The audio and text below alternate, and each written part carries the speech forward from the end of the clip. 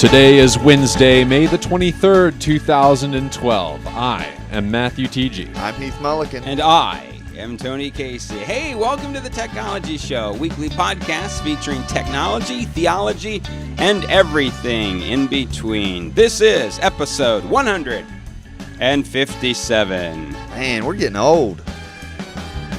Well, in dog years? What time? Yeah. All right, well, listen, as we start off today, top of the show here, I mentioned that we're going to have a book giveaway. So, Heath, I throw it over to you. Yes, we're going to be giving away Discovering an Evangelical Heritage by Donald Dayton. Donald is going to be guest speaker at the Prequel in Lexington, Kentucky. The drawing is going to be next week, and the way that you enter is you post on our Facebook wall, tag us on Facebook, mention at Techology on Twitter, or you can leave us a voicemail at 3049 Theology 304-987 4039 Theology 3049 Theology 3049 Theology. There it is. If you can leave a voicemail now, your name will be bumped to the top of the list. So anyway, the drawings next week. We're going to get Don to sign this book, so you're going to receive this autographed copy. And we'll send that out directly from the General Conference. Yes, it'll have a Lexington stamp. We're just giving people 1 week to do this? Just next Wednesday? Yeah, next Wednesday we'll do the drawing. Yes. Oh, okay. Yeah. All right. Towards the end of the show. And also, at the bottom of this hour, Jeremy Summers will join us for about 5 minutes, just talk about the prequel and give us information on that. Matthew, we have a new live stream. Talk about that a little bit in the chat room. To go ad-free, we're now streaming with our new streaming provider, Livestream, which means that you need a new account to join the chat. The chat's immediately to the right of the video that you may be watching right now. You'll very easily sign up for an account there with Livestream. You'll be able to chat with us as we go through the show. Also want to let you know, for those of you that may experience video buffering problems, that may very well be a problem that is with your internet connection. And so we have provided you with a very low bandwidth option. It's an audio-only option. And there on the page where you're watching this video, if you scroll down just a little bit, you'll see an entry that I put there that says audio only that contains a URL. It ends in a .m3u. That is an audio streaming file. If you have iTunes or VLC player, as well as a bunch of others, but those two I know particularly work well. You can open that link using either of those two programs and listen to an audio-only stream of our show, which may help you if you're experiencing some buffering issues and you're getting aggravated by that. I know we had a couple people last week who were going through that. So use it wisely, have fun. We try to be we're like the Apostle Paul here. We're trying to be all things for all people. So here we go. Thank you very much, there, Master TG. All right, today we want to welcome to the show Dr. H.C. Wilson. In May of 2007, Dr. Wilson was appointed to serve as the General Director of Global Partners. He was the Atlantic District Superintendent from 1996 to 2007. He's also served the Wesleyan Church as pastor, church planter, assistant general secretary of Sunday schools, the former Delta District Superintendent, and general superintendent from 1988 to 1996. He's currently the chairman of the board for World Hope Canada and Kingswood University. Dr. H.C. and his wife, Gloria, have 2 children and 4 grandchildren. Dr. Wilson, thank you for joining us this morning. Welcome. Thanks, Tony. It's my privilege to be with you this morning. All right. Well, you have literally spent your life in service to the church, and we have all kinds of questions. There's many ways this could go this morning. Let's just begin by talking about your time with Global Partners. For those who may not know, give us a brief description of Global Partners and their work around the world. Be happy to do that. Global Partners is the mission arm of the Wesleyan Church. For many years, we were known as Wesleyan World Missions, and about a dozen years or so ago, the trade name was changed to Global Partners because we were beginning to minister in places behind the former Iron Curtain and other places where if the name of your organization had a word like mission or Bible in it, something of that sort, you had restrictive access issues, and so Global Partners was chosen as a more descriptive term. The General Conference of our church 4 years ago actually codified it, and so we are officially Global Partners, the mission arm of the Wesleyan Church. Incidentally, I was asked a few years ago on one of my overseas trips by a person who misunderstood the meaning of our name, wanted to know if I could find him a wife. I told him that was not the kind of Global Partners issue that we were involved in. Oh, my goodness. So we are the mission arm of the Wesleyan Church.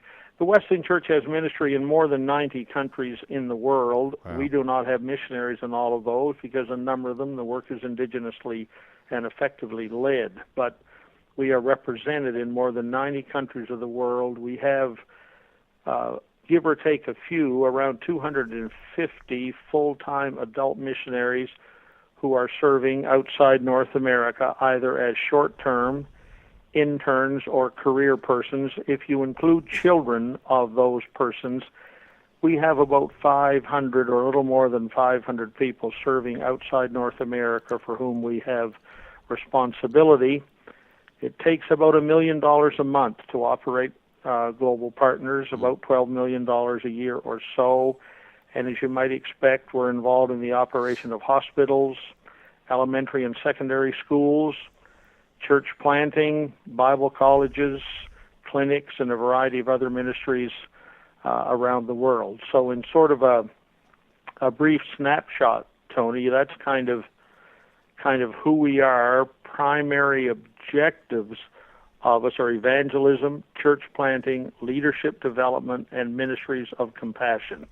That's kind of the four-legged stool that holds up our ministry chair, or the four legs of our ministry chair. And so that kind of gives a view of, kind of a short view of who we are, I think. One of the things that we've had the opportunity to do here on the show is we've had different guests on here. So we've had Greg Edmonds from Haiti. We've had Bob Bagley from Africa. We've had Andrea in Japan right after the tsunami earthquake. Yeah, and one of the things that we have talked about here just among ourselves is that there are just so many quality people that are connected with this organization, and many of which really do serve in areas that are strategic and at a sacrifice.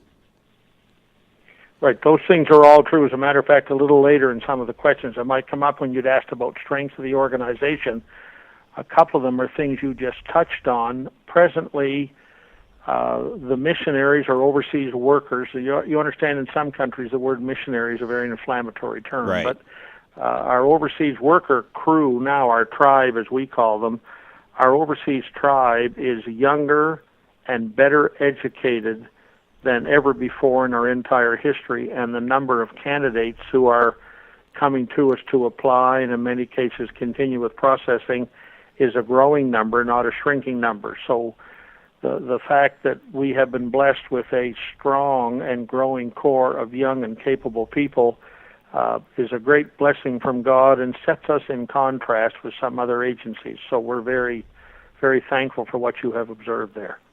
Dr. Wilson, in what ways does being a director of a global organization impact your view of the church? I'd had the privilege earlier, as it was mentioned in the little intro, I served as general superintendent back there for a couple of quadrennia, so I had traveled internationally a fair bit then and had made the statement back there in those days that I would freely give up that job, general superintendent, if the opportunity came along for what has been my present position, Global Partners. And that's not to deteriorate in any way the value of the general superintendency. The point I was seeking to make is if you have the opportunity for frequent exposure to the international church, you discover that the international church is much more like the book of Acts than perhaps the church in the developed world. Wow. People who are serving the Master at great risk or in situations of real, continual, daily hardship. And when you are exposed to people at that level all of the time, they have a different value system. Their basic concerns of life don't have anything to do with what color you're going to paint the restroom in the church. Oh, or did the grass get trimmed properly yesterday afternoon by the custodian? The issues are of a much higher order. And so it really shifts your worldview if you're spending time with the international people. So I would say that my worldview had been significantly expanded in one sense, but also narrowed in another sense to what kind of things are truly important. So even though I had the sort of genesis of all of that when I served in the other capacity, being so frequently exposed to the international church has really changed in a way that I think is helpful my view of what's important, I would say. To sort of expand on that a little further, if I can. Sure. Yeah. The North American church, which I don't mean this in a derogatory sense, guys, but the North American church lives in a bubble. Yeah. And the people in the North American bubble who have never traveled outside it, they mistake life in the bubble for being quote-unquote normal. Yeah. Yep. Yeah. But it's not normal. It's very, very narrow view, and it breeds a sense of entitlement Oh, boy. that isn't very good. And so when you get outside the North American bubble, you get quite a different view of what the church is or should be.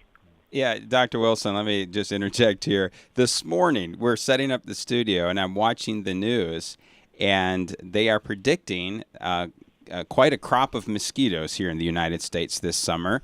And they showed a town meeting in Florida where one woman got up, and she was very, very upset. And Livid. Livid. And she is raising her voice to the city council, wanting to know what they were going to do about this. And Matthew right away looked at me and said, "First world problem." Yeah. So she's like, my children are sleeping under mosquito nets, and I can't believe that you're not taking care of all the mosquitoes in our town. Yeah. I mean, is this part of the bubble we're talking about? That's the bubble mentality right there. As you know, in many parts of the world, which I've done myself, of course, sleeping under a mosquito net is just as routine as turning the light out before you go to bed. Yeah. It's just how life is, right? Well, and do you think in your travels, Dr. Wilson, that in America especially, we've kind of created an American standard of what being a Christian is, and that has lowered the bar of what being a true disciple of Jesus Christ is? But if an American can reach the American standard, they feel great, and we don't realize that, like you said, these people overseas, man, they're experiencing miracles, and they're experiencing just the freshness of the Holy Spirit because they're right there in the thick of it. Well, one of the things you sometimes hear overseas, particularly when you go to Islamic countries and so on, is the question raised, is this person a practicing Muslim or are they a cultural Muslim? Yeah. You understand the difference there? Well, in North America, to go to that deal, there are many, in my judgment, there are people in North America who you might call cultural Christians.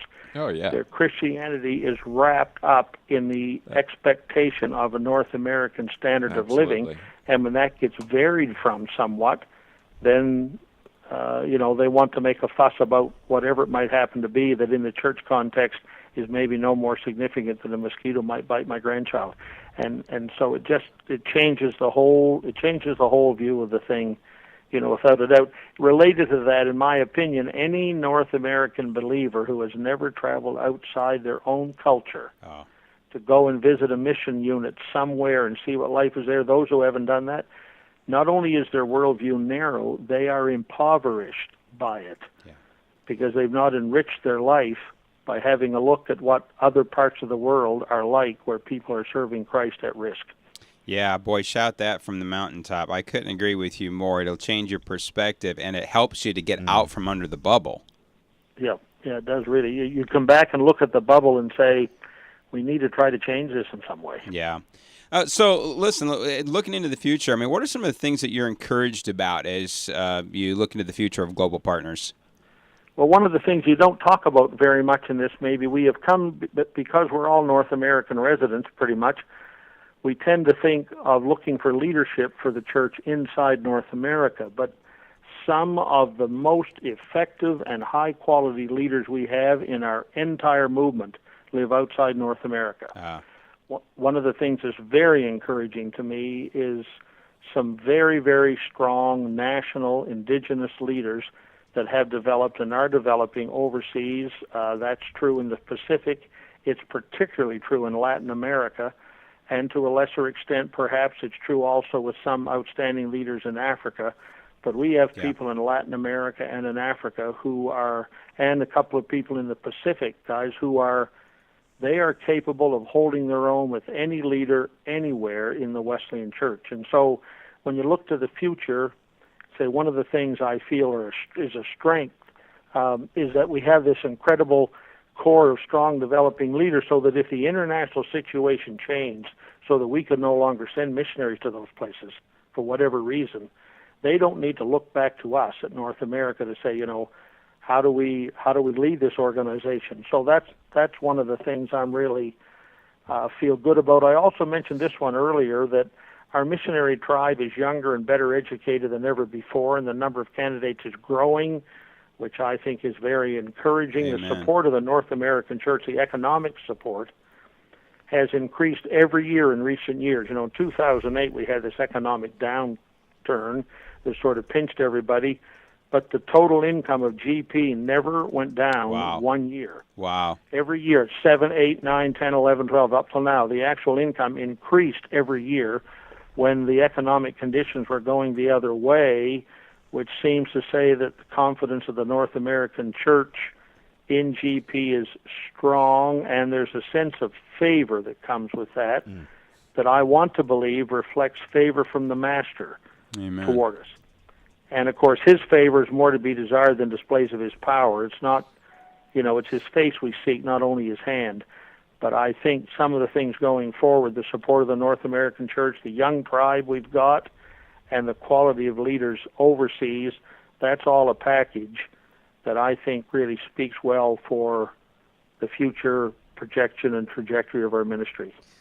Dr. Wilson, one of the questions in the chat room is, what are some of the most obvious differences in the approach to faith and church organization that you've seen between kind of the Western Church and the rest of the world, and what could we learn from these places that you've been talking about?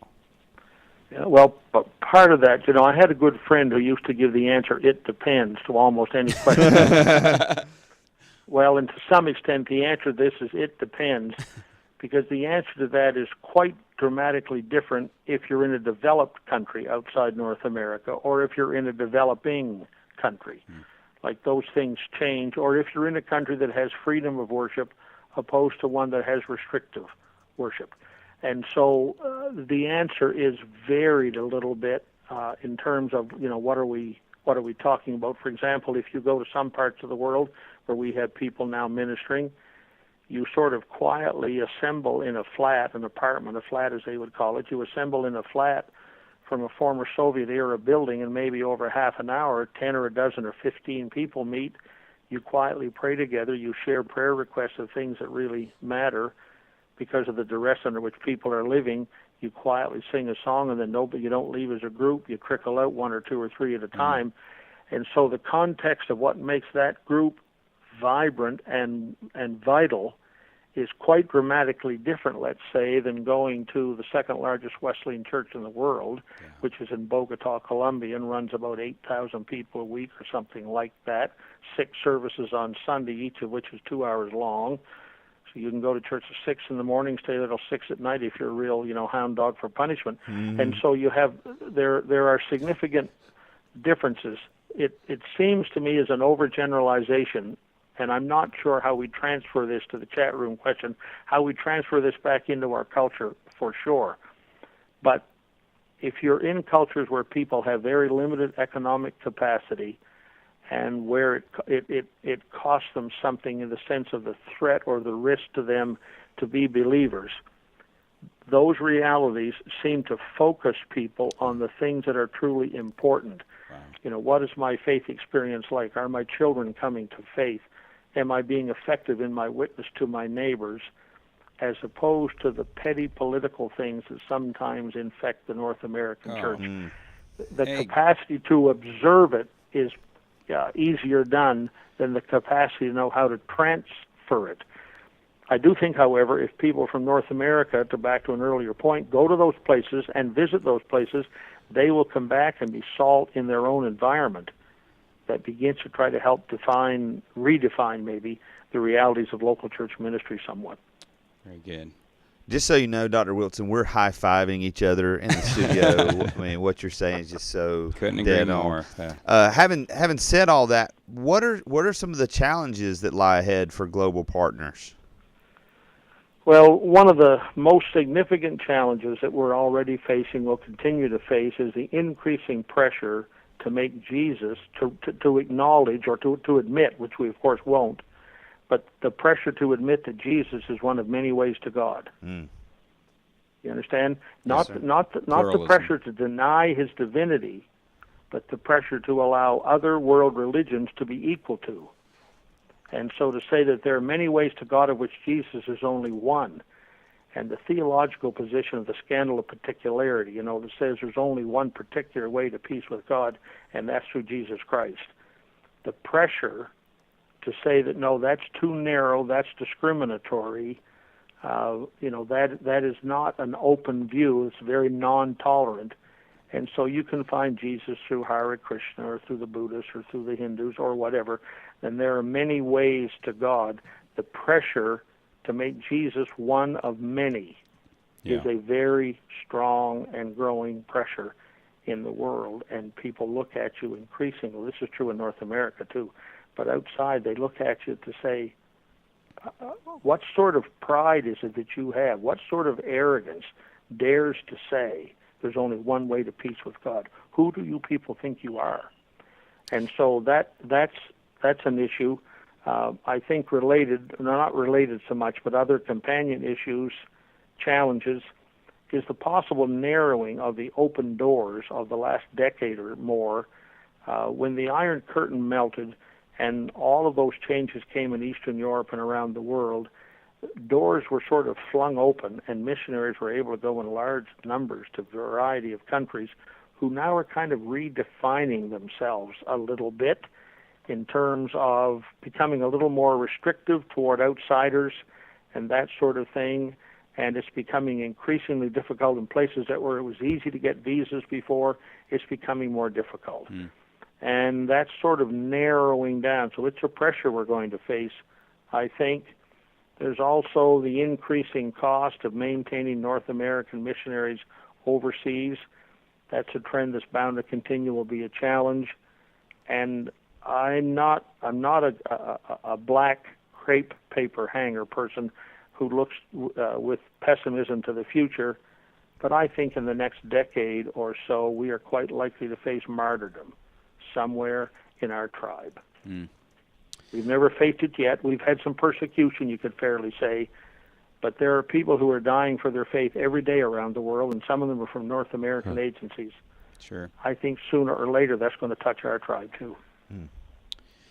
Dr. Wilson, let's kind of take a shift here. You have been in the church literally your whole life. You have decades of ministry now on your resume. And so just in ministry in general, over the years, how has ministry changed since you first started in ministry to this present day? Well, if I can go back a little further than that, I was born into a parsonage. My dad was a pastor, and I was born way back there at the end of World War II, before they had electric lights almost. And so if I grew up in a parsonage in the 50s, right? Okay. So consider this. My dad's job, or what he was, visit regularly in the homes of the members, hold 2 week-long revival services every fall and spring, conduct a quality weekly services that were more or less predictable in format, have a Wednesday evening prayer meeting and Bible study at the church, and Sunday school was often as large or maybe even larger than the morning worship service, and every church had a fairly vibrant evening service on Sunday. Does that sound like any place you know today? Yeah, things have changed just a tad bit. Yeah, so the changes, and I don't mean to suggest that we should go back to all of that. I'm not trying to say that. Some of those things were valid in their time and needed to be changed. But ministry in the local church has dramatically shifted across these 40 years or so that I've been directly involved myself. I went to my first church in 1971, so 41 years ago myself. A number of these things have changed. I do think that we have continued to maintain an understanding that the church is to be salt and light in the culture, and to present a countercultural message that serving Christ makes you different in a dynamic way that's attractive. I think we've kept that.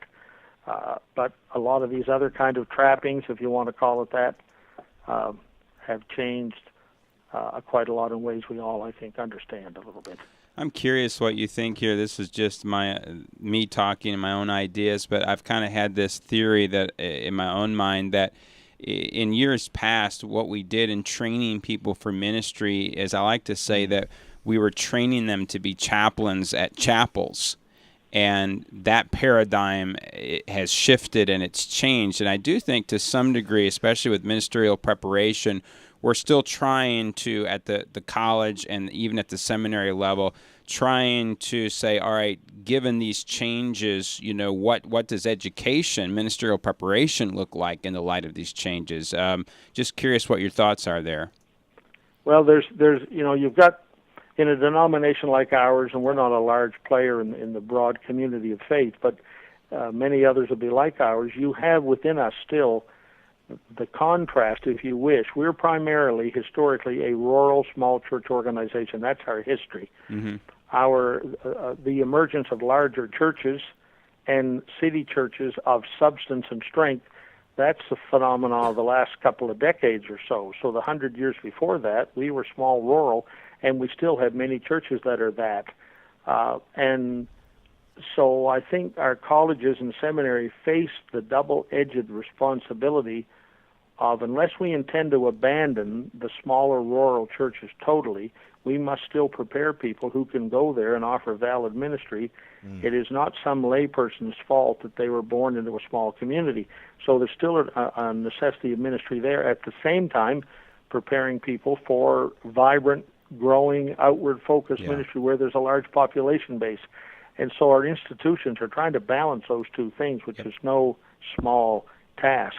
But I do concur with your comment that earlier on we prepared people, while these terms were never used, to be chaplains at chapels, because what I described earlier, when my father's duties, that was primarily what he did, and Absolutely. The growth and outreach of the church was supposed to occur in your revival meetings spring and fall. That was the evangelistic wedge that you're trying to drive into your communities. And so if that was your model, that's the wedge, then being an effective chaplain to the rest of the group the rest of the time was a pretty valid approach in that context.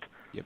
Yeah. But we still have the hangover, and that's a bad term to use in this context. We still have the hangover of trying to sort of prepare people for two tasks at once, in a way. Very well said. Dr. Wilson, again, one of the questions in the chat room is, with your experience with church planning in North America, how does that experience play into people going overseas? Is there anything they can take from North American church planning and apply it to overseas work, or should it actually be vice versa? We should be getting tips from overseas work how to plant churches in North America. What does that look like? Well, does this sound familiar to you? I had a friend who used to answer almost every question. If somebody's going to go to Australia or New Zealand or Western Europe, perhaps not Eastern Europe, but Western Europe, to plant a church, many of the principles of North America are transferable to those contexts. They are near culture contexts. Okay. Whether they speak English or not, they are near cultural. You only have to cross maybe one cultural barrier to get there. And so, for example, a guy named Clint Usher, whose name you may know, has gone to the South Island of New Zealand to plant a church there in Christchurch, and he's going to take with him and apply there many, many principles from the North American context, because it is a near-culture reality. If you are going to other parts of the world, we have people in the Turkic Arabic world, for example, missionaries, who are attempting to plant churches there, but the North American model has little or no value there. Because you can never have a church building on the corner, and you can never go out and publicly invite people, and you cannot have a large public gathering. And so the whole model is different. Wow. And so a person who is well-versed, while there may be principles that can be applied, the technique or the practice. If the person is well versed in North American church planting, they can have a valuable ministry overseas, but it needs to be in carefully selected locations Right. where what they have learned is transferable. Dr. Wilson, May is the time of year when students are graduated from college, and if you had the opportunity to speak to all the ministry students who graduated from our universities, all the young men and women getting ready to go out there and take on the world in ministry, what advice would you give them? Well, I thought about that some, Tony. I wrote down 4 or 5 things here quickly, but I would say, number 1, be all in. The task at hand is so enormous in our deteriorating culture. The barbarians are at the door, and the task cannot be accomplished by the half-committed or the marginally involved. Oh, boy. So I'd say be all in is number 1. Number 2, I'd say be a team player. C.S. Lewis said one time that denominations are not sinful, just useless. But if we're a part of one, which most of us, at least I am, most of us are all Wesleyans here, if we're a part of one, then play on the team and contribute fully to the advancement of the kingdom through the team. If you can't embrace the team, find one you can embrace. Because there's great synergy in a focused and unified team. Yeah. So I'd say to our young guys, be all in, be a team player. I would say be an eye of the tiger leader. Keep your focus on the main thing, seeing people far from God become fully devoted followers of Christ. Avoid the secondary diversions, like the tiger does when searching for game. The reason tigers are successful with a high kill rate, if I can use that term, is they keep their eye on the objective and they are not easily distracted by secondary things around them. So keep eye of the tiger. And then the last 2, I would say to the young students, if I was talking to them, assuming they're married in this first one, be absolutely faithful to your spouse and be absolutely faithful to your God. Yeah, very good. Well, listen, we appreciate so much you taking time out to be with us today. As maybe some didn't catch it, but you are the outgoing director. This is going to this at the General Conference here in a couple weeks. This will end your tenure there, and I know that I speak for many in just thanking you for your years of service there. You have done an outstanding job, and again, we know that you have a busy schedule, and we appreciate so much you taking time out to be with us today. Absolutely. Well, thanks, guys. It's been my privilege. God bless you. All right. Blessings on you. Bye-bye. Yeah. Bye-bye. Wow, that his 5 points there, 6 points there at the end. It's yeah. You could just. You could absolutely correct. Yeah, you could just preach correct. those, every one of them. Yeah. It's amazing. The first time I ever heard HC, I was a young college student at Southern Wesleyan University, and we had a district dinner. It must have been about 87, 88, and he spoke for it. And it was just, I remember as a young man, just very encouraging. And even now, as we've had him this morning, same thing. He spoke at the pastors' gathering at Table Rock a while back. And I remember one of the things he said that has always encouraged me is they were talking about closing churches. He said, if the Apostle Paul couldn't plant a church that never closed, who are we to think that we're going to plant a church that can never close?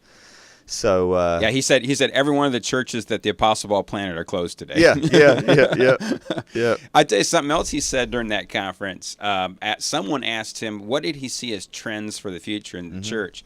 And this is what he said: I see the big churches getting bigger and the smaller churches getting smaller. Yeah. And this is just anecdotal on my part, but from the seat where I'm sitting, now he said that 12 years ago. Yeah. The seat where I'm sitting, that has been the case. Yeah. All righty here. How are we doing, Tej? Give me a minute longer here. All Get right. everything set up right, but we're getting close. All right, good. Hey, don't forget, next week we're going to be drawing for a giveaway for this book from Donald Dayton, Discovering an Evangelical... Evangelical We're going to be giving away heritage. this book, Evangelical Heritage. What are you trying to do? You're trying to offend every one of our Southern viewers, man. Listen, Yeah, Don Dayton is the author of that book, and the reason we're giving it away is because he is going to be at the Prequel, and we actually have Jeremy Summers on the Skype line here. Good morning, Jeremy. Good morning. Hey, talk to us a little bit about the Prequel and what's going on with that. Yeah, it's even how did Heath say it again? Evangelical. Okay, yeah, exactly. Yeah, that's what we're aiming for right there.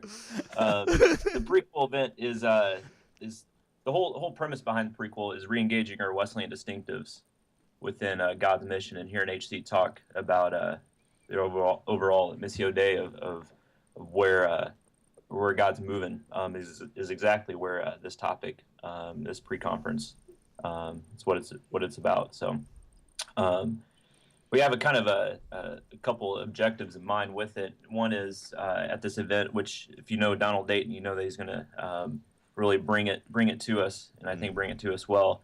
We're going to gauge our past, who were we, the present, who are we, and then discuss our future, where do we need to go, and how might we get there.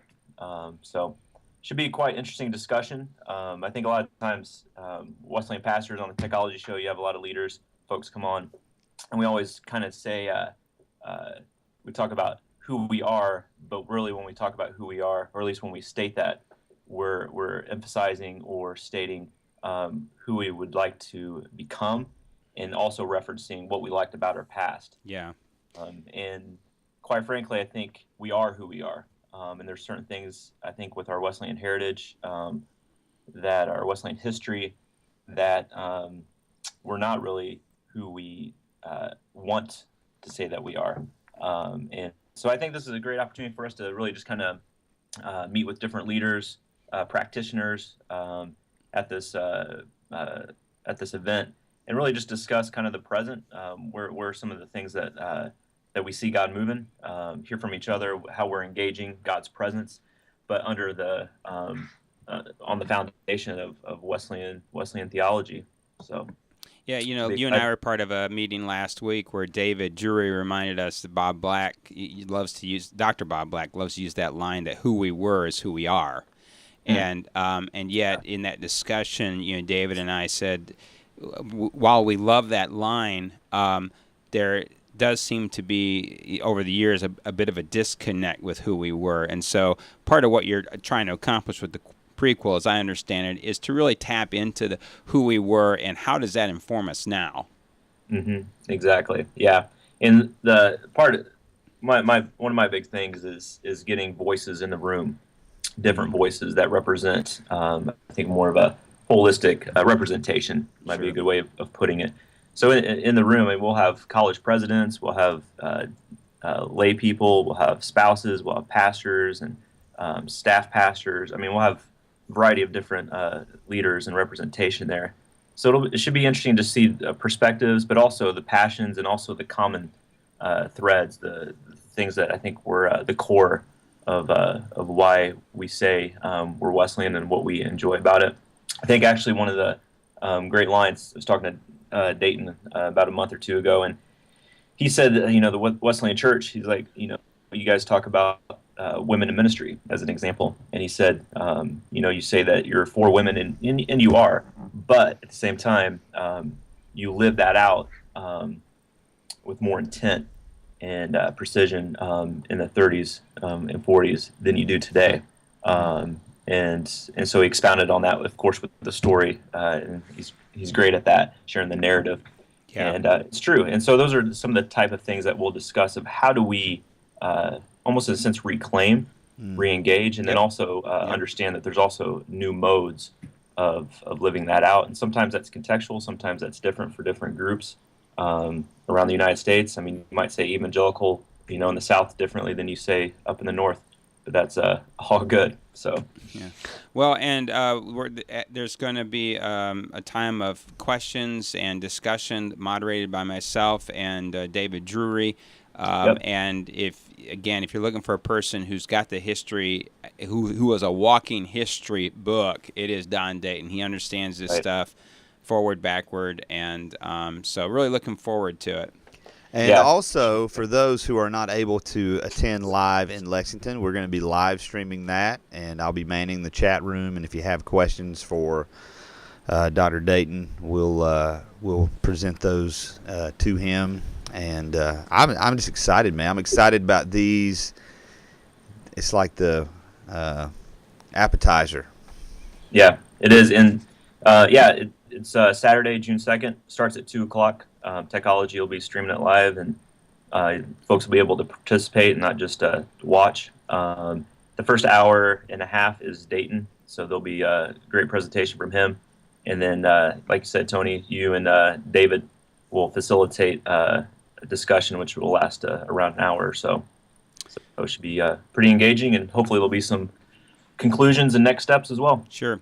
All right, and we should say that Spiritual Formation Department is sponsoring this event, so we thank them. And Yes. Jeremy, thanks for taking some time out this morning just to plug this event. Definitely appreciate you guys. All Thanks. right, talk to you later.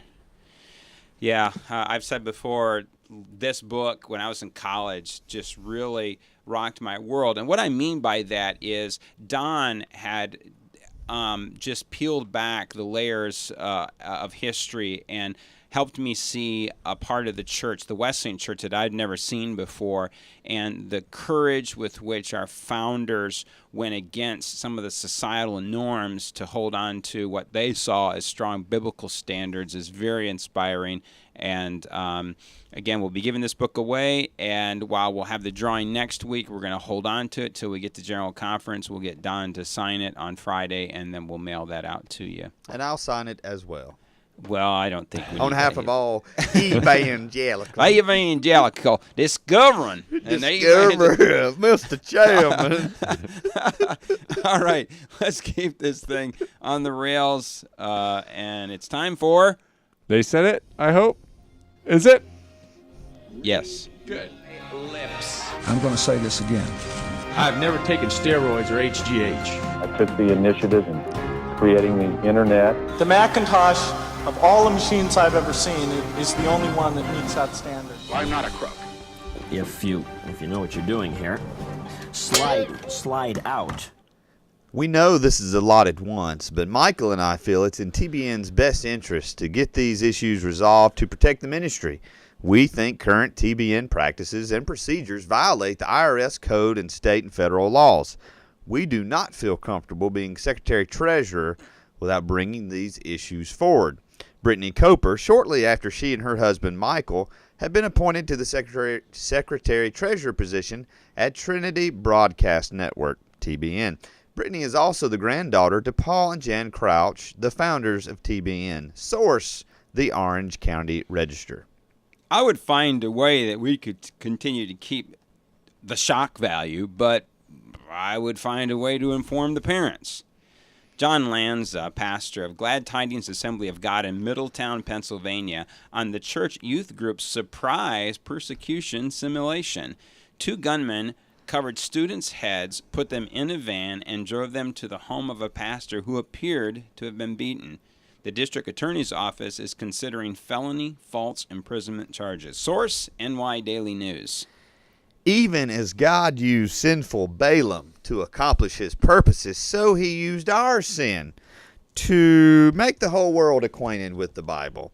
Harold Camping calling his insistence that Christ would return on May 21st, that's 2011, last year, sinful and wrong. Source, FamilyRadio.com. Banks are nervous about lending to churches right now. The last thing banks want is to own a church.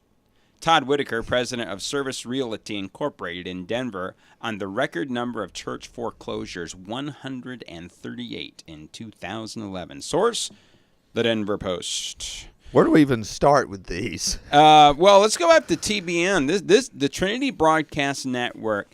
Jan and Paula Kraus, the founders and the board, they decided to appoint their granddaughter and their new and her husband as the secretary-treasurer. Right. She came in and she took it seriously. Yes. And she is absolutely bringing disclosure. If you go, there are 2 articles that we link you to.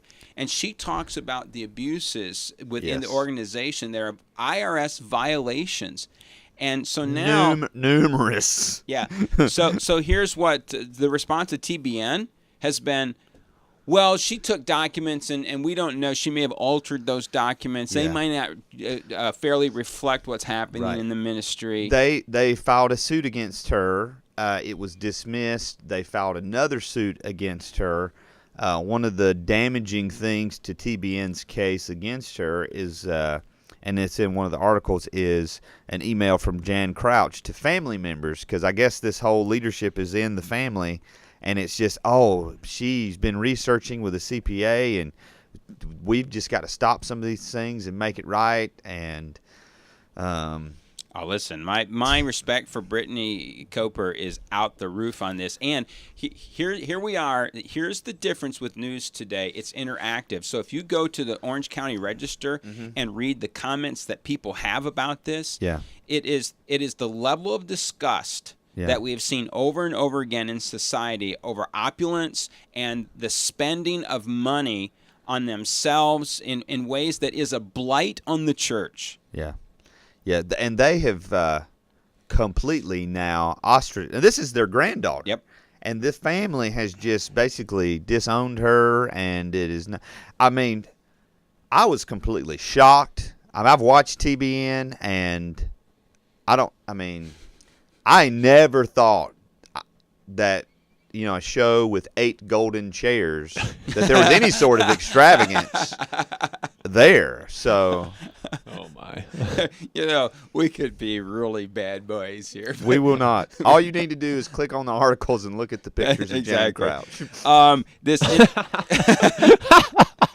See, this is what I'm talking about, being bad boys. And so, it's Orange County Register. It's not us. For those of you that don't know how to pronounce evangelical, it's just like, I'm going to marginalize you.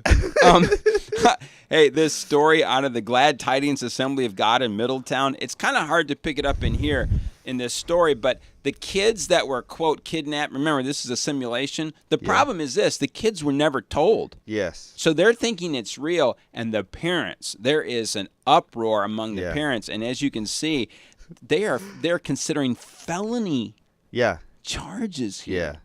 What did you do at youth group tonight? Well, we were kidnapped. And in the article it talks about, one of the students, their chair is jerked out from under them.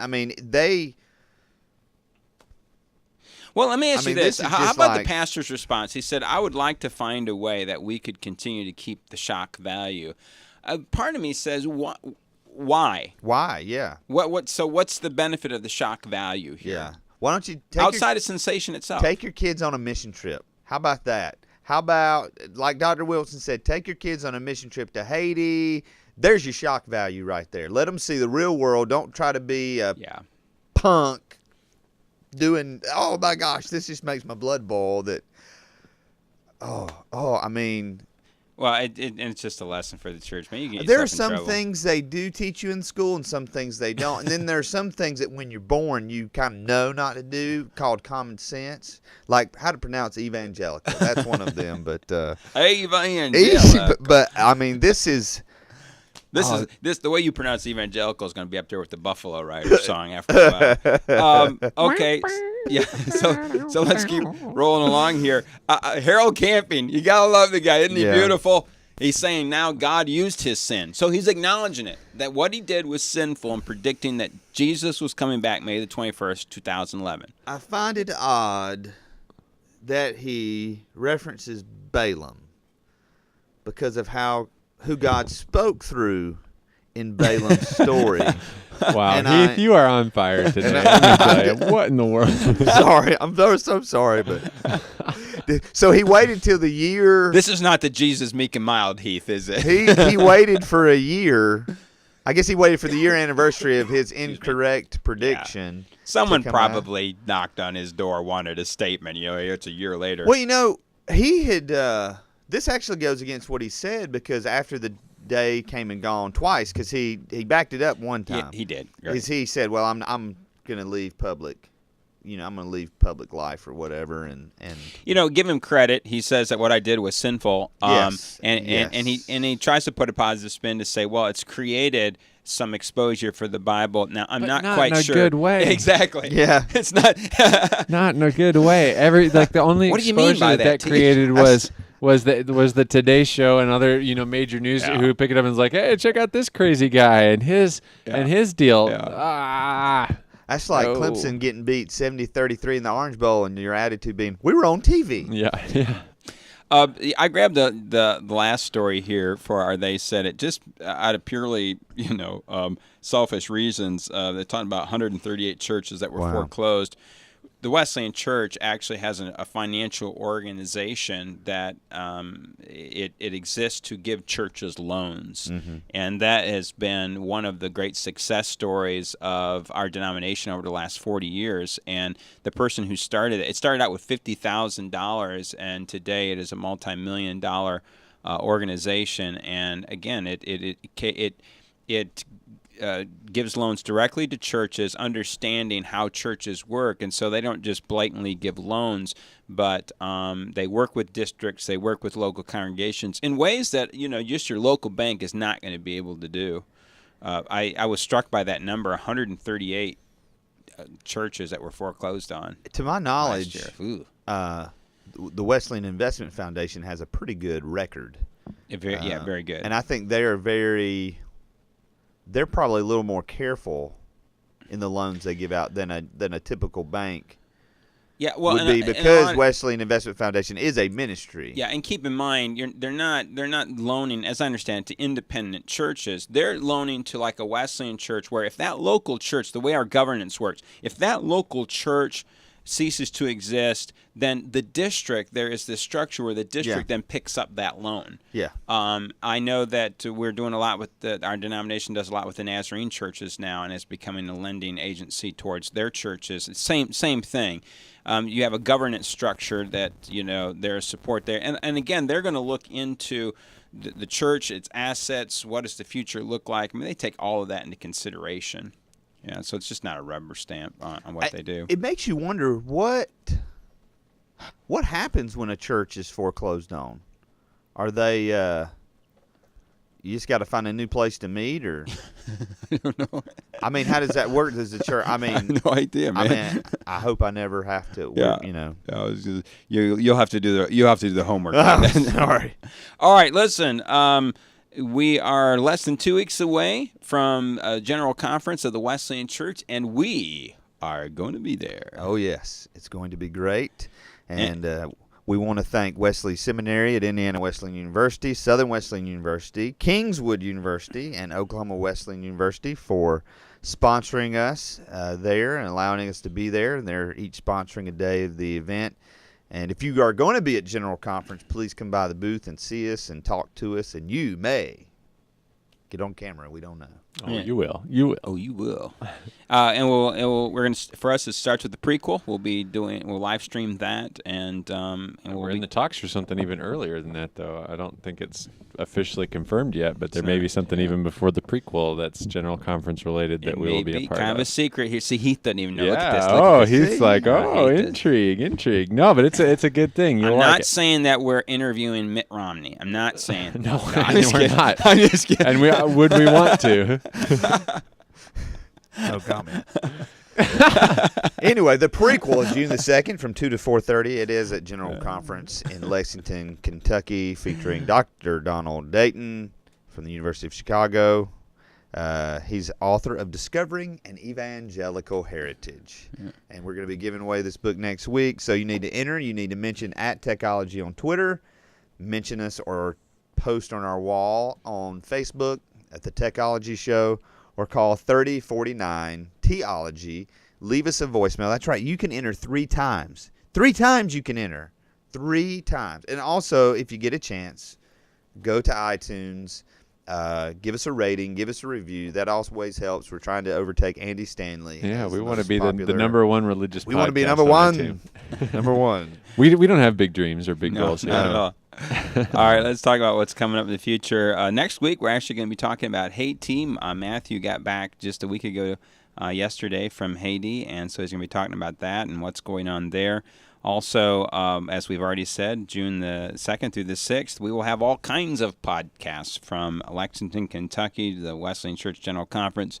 On June the 13th, Dr. Joe Donjo will be with us via Skype, doing some fascinating research right now on the issue of spirituality, specifically sanctification, and Wesley and some of his readings.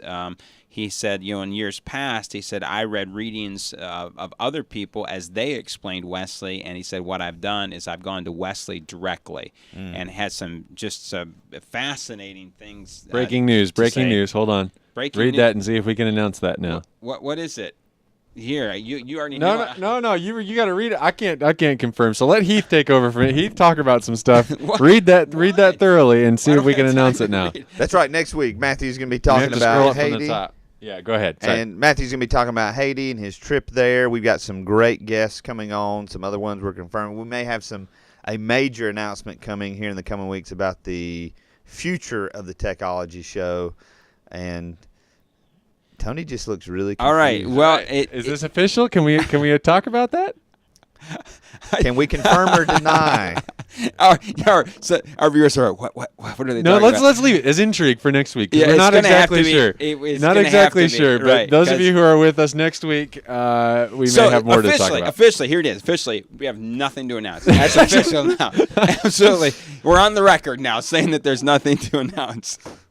All right. Actually, that was the FCC emailing us. Also, we've got an interesting guest who's coming up in the future, and we've got a little snafu with the date, but we're working it out. But talk a little bit about that, Heath. Right.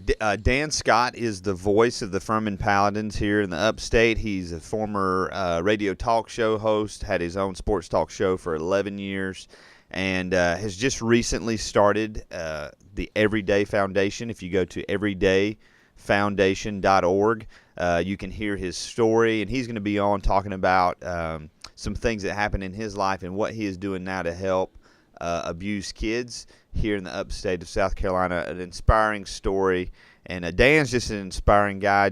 I've known him for several years, and he's actually going to be speaking at our church May 30th, that Wednesday night.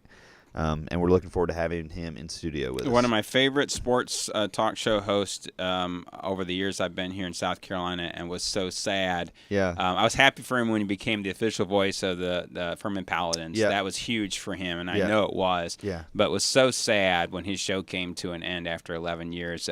Just looked forward to it. If I was ever driving in the car between 9 and noon, his show was on the radio. So. And the great thing about Dan is when they moved here, he really used his platform to do a lot for charity. I mean, he is a hero to so many young kids, And if you're a sports fan, one of the guys who really helped Dan Scott get into radio and stuff is Marty Brenneman. From the Cincinnati Reds. Cincinnati Reds. Yeah, he would always interview Marty a couple of times during the baseball season, and that was good stuff. All righty. Well, listen, Heath, where can our listeners find you on the internet? Well, if they go to heathmullican.com, there they can see a link to my Twitter, my Facebook, and Google Plus, and all that stuff, and a lot of good stuff planned for the website to help people if they want to start blogging, if they want to lose some weight. I'm down about 20 pounds almost. Congrats, so I'm doing great. Matthew and I ran the 5K Saturday. We both finished. Somebody bailed on us. He beat me. One. Did someone bail on you guys? Yeah. That's awful, man. Yeah. There were three people in this room that had committed to do it, and two of them finished the race. That's right. And Steve's not in the studio, so it must have been Steve, man. I can't believe it. DBA meeting. Tej, where can our listeners find you? You can find me at MatthewTG.com. There's links there, like Keith has, to everything, Facebook and all of that. If you want to see some Haiti pictures, stuff that I didn't take many, I let the rest of the team do all the picture taking for me this time. But what I have is there, and you're welcome to go look at it. There's a beautiful picture of some legume, which is beans and rice with meat and some kind of greens and vegetables. Oh, my word. Good eating, huh?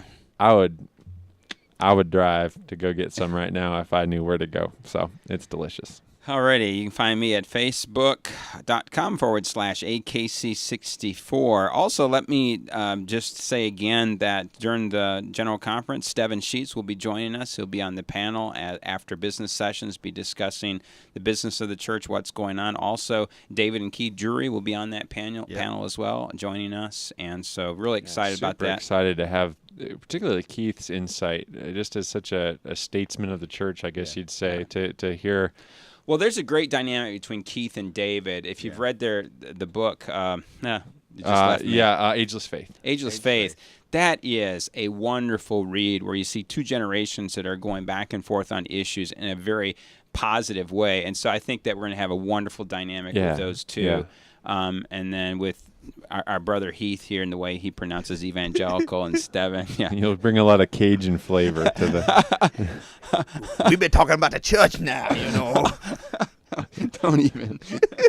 All right. Well, listen, if you want to do further research on anything we discussed today, you can find all the links to the stories we covered at our website, thetechnologyshow.com. If you want to contact us, send your emails to thetechnologyshow@gmail.com. Or better yet, why don't you pick that phone up and call us at 3049 Leave a voicemail, please. Leave a voicemail. Do it. Just leave it. We love it when you do this. I love it. And we may even play your comments on the air. You know, I so promise we promise you. it. No. No, I will, promise. as long as there's Don't no foul language. No, listen, there's a lot they could say and not use foul language. I am not locking us into this. We may play your comments on the air. All right. Hey, as always, to our listeners, to Dr. H.C. Wilson and others, thanks for joining us. Goodbye, everybody. Bye. Adios.